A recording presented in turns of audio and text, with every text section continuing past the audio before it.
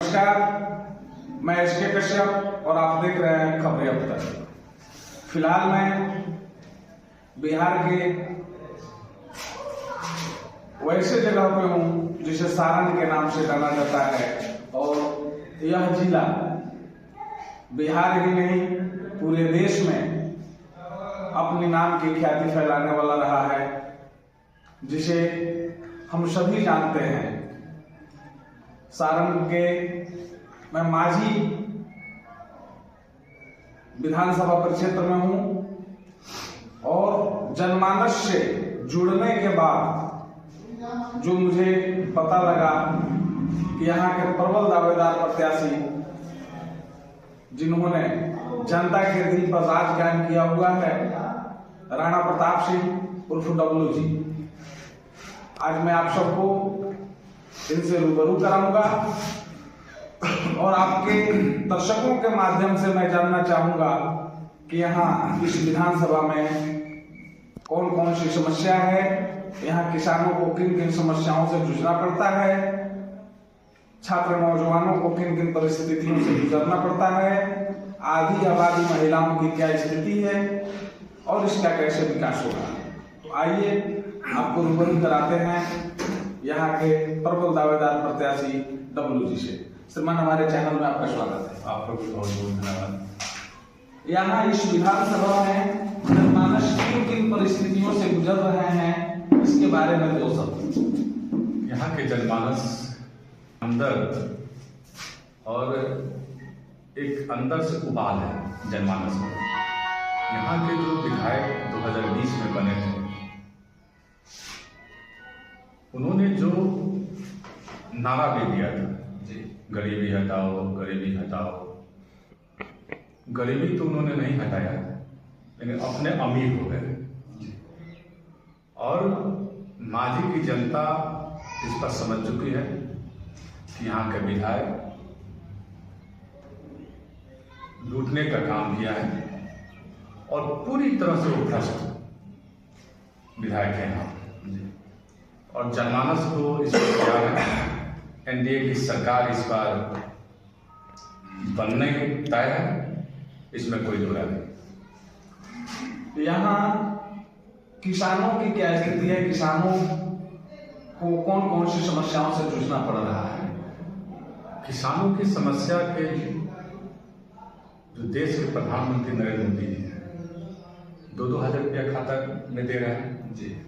हमारी सरकार की प्राथमिकता ही है, एनडीए की सरकार की, देश के प्रधानमंत्री नरेंद्र मोदी जी की प्राथमिकता ही रही है जी कि किसानों को खुशहाल रख किसानों को स्वावलंबी बनाना और उनकी पहली प्राथमिकता रही है, इस पर काम हो रहा है। परंतु आपके यहाँ के जनमानस, आपके यहाँ के किसान आज भी प्रधानमंत्री के द्वारा चलाए गए विभिन्न योजनाओं के लाभ से वंचित हैं, ऐसा मुझे यहाँ की जनता ने बताया। प्रधानमंत्री की जितनी योजनाएं हैं, हम जैसे लोग जो भाजपा के कार्यकर्ता हैं वो धरातल पर उतारने के काम करते हैं लोग, और उनकी जितनी योजनाएं हैं लोगों के पास पहुंचती हैं।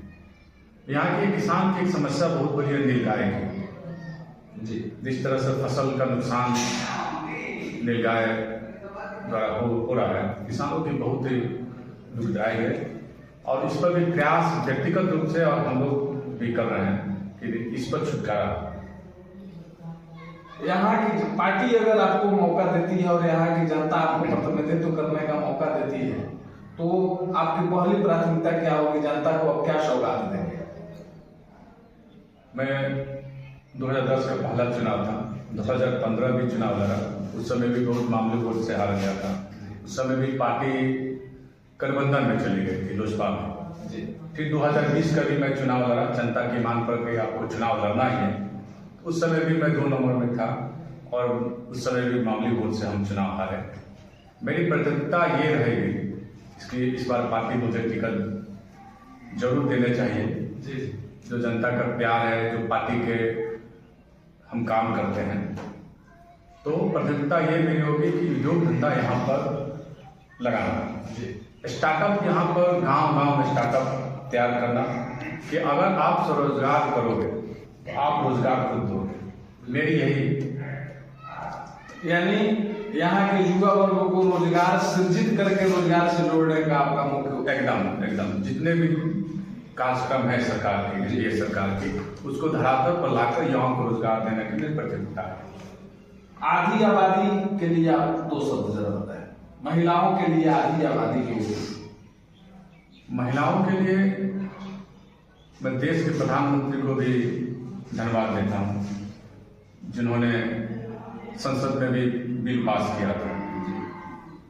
और व्यक्तिगत रूप से जो मेरा काम है कि आधी महिलाएं जो घर को सुरक्षित ही नहीं रखती है, समाज को भी सुरक्षित रखती है, उनकी हर खुशियों को सपना जो उन्होंने बुना है मैं जरूर पूरा करूँ। आप अपने क्षेत्र के छात्रों को, नौजवानों को और खासकर किसान भाइयों को क्या संदेश देना चाहते हैं इस बार के लिए? छात्रों को तो निश्चित तौर पर कठिनाई कुछ होती है और बहुत से गरीब वर्ग हैं, उनको जाने में भी कठिनाई होती है। इस बार मैं चुनाव जीतूंगा तो छात्राओं के लिए स्पेशल मैं बस जो यहाँ से छपरा जाने के लिए जो पैसा लेकर जाते हैं, मैं निश्चित तौर पर कोशिश करूंगा कि इस पर मैं चुनाव जीतूं तो उन लोगों के लिए फ्री बस सेवा शुरू करूँ। यानी फ्री यातायात जिससे लोग उच्चतर शिक्षा अपने छपरा जा सके, ये मेरा विजन है, मेरा सपना है कि छात्रों को कोई दिक्कत न हो। और आप यहाँ के मतदाताओं को कुछ संदेश देना चाहते हैं? माझी विधानसभा क्षेत्र के मतदाताओं को मैं जरूर आपके चैनल के माध्यम से मैं कहना चाहता हूँ कि जिस तरह से यहाँ विधायक ने लूट खसोट कर दिया है, जिस तरह से लूटने का काम किया है, जिस तरह से आंगनबाड़ी में 1,000 रुपया लेने का काम किया है, आप रोड में ठेकेदार को आप देखिए, जिस जाति को गाली देता वोट के लिए, फॉरवर्ड बैकवर्ड की बात करता था, राणा प्रताप तो कभी वो समाज के तोड़ने का काम किया है और राणा प्रताप समाज को जोड़ने का काम करता है। और जिस जाति को उसने गाली दिया उसी जाति को ठेकेदार बनाया वोट के लिए। आज कौन सी सबसे जातीय ठेकेदार का काम करती है? राणा प्रताप प्रत्येक वर्ग के ठेकेदार बनाएंगे, उनके हर सपना को मैं पूरा करूंगा। धन्यवाद। आप देख रहे थे माझी विधानसभा के प्रबल दावेदार प्रत्याशी राणा प्रताप जी को, जिन्होंने चंद शब्दों में ही यहाँ के किसानों, नौजवानों और छात्रों के लिए ढेर सारी बातें बताई और इन्होंने सौगात के रूप में भी बताया कि अगर इनकी सत्ता में आते हैं तो यहाँ के नौजवानों के लिए रोजगार की सृजन करेंगे और छात्रों के लिए समुचित शिक्षा की व्यवस्था के साथ ही यातायात की व्यवस्था करेंगे। बने रहें आप हमारे चैनल के साथ। धन्यवाद।